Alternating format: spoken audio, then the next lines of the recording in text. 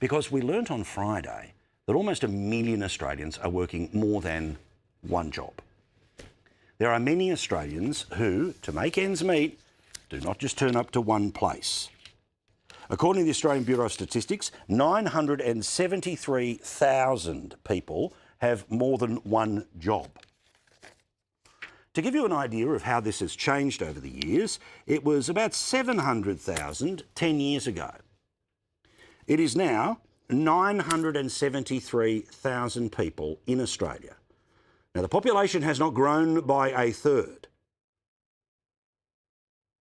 But what has grown by such a significant number between those two times is how much money it costs to keep ends together. But nothing to see here, nothing at all. Because, of course, the travel of politicians who write the rules look down on you and want you to think that it's raining when that's not the source of the precipitation.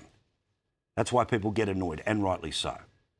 Prime Minister, one of the things that he was able to do as part of his way of buying his way to a second term was to use billions of dollars of taxpayers' money to confuse people that their power bills were artificially being kept low because they themselves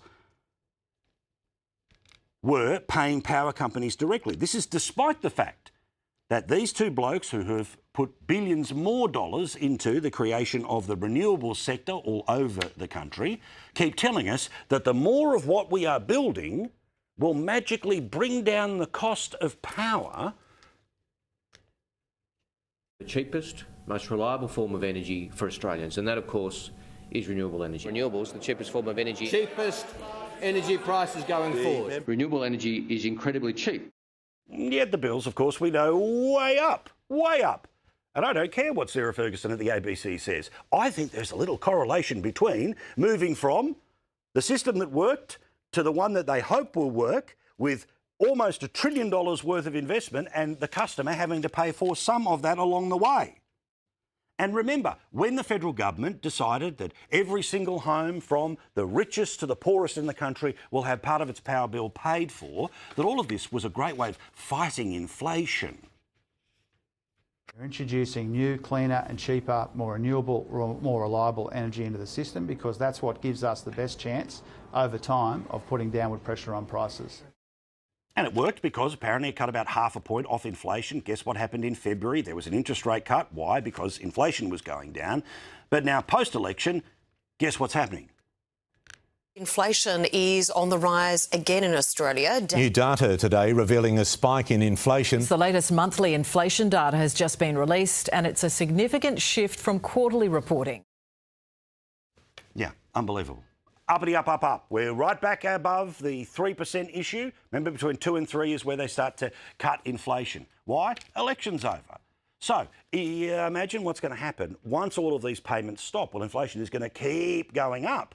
But it's 2.5 years out from an election. The Prime Minister knows I don't have to really do anything for the next couple of years because I've been rewarded by the Australian people, regardless of my failure to deliver on a reduction in power prices of the 275 lie before the last election.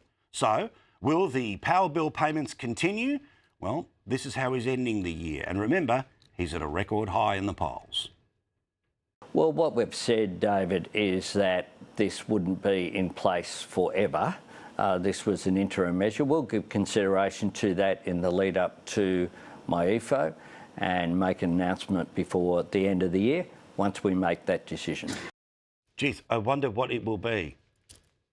We'll either decide to keep it going for another 6 months, which gets them through the budget process, or we'll just bring it back in a couple of years if it's needed, because even though interest rates went up under their watch, even though they promised power prices, but they keep going on their watch, and now inflation keeps going back up, yet they remain up and high in the polls. What is the disincentive for them to screw us over yet again? While they cut back on how they help you, and they keep spending money like the drunken sailors they are.